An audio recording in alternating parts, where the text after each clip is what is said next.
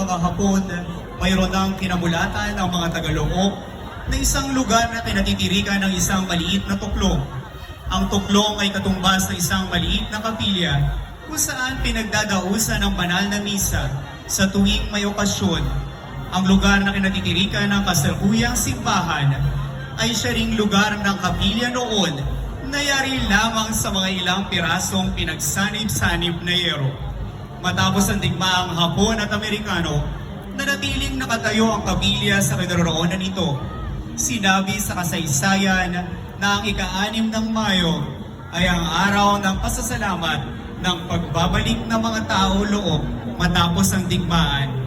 Samantala, maraming istruktura sa parokya ng San Juan Bautista, ang simbahan ng bayan ng Calamba, ang nasira dahil sa digmaan, kung kaya ang imahe nito ay ipinamahagi. Ayon sa kasaysayan, tanging naiwan ang imahe ni Santa Maria Magdalena, kaya ito ay pinagkatiwala sa isang mananampalataya na Tagaloob, kay Ginang Juana Realon, na siyang naging tagapag-ingat nito. Dinala niya ito sa barangay Loob kasama ang mananampalataya upang magdasal at magnobena tuwing hapon at sa araw ng Miyerkules.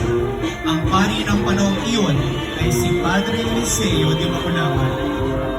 Noong taong 1972, ang simbahan ng Loob ay napabilang sa nasakupan ng parokya ng San Pedro at San Pablo Apostol sa barangay Aplayan.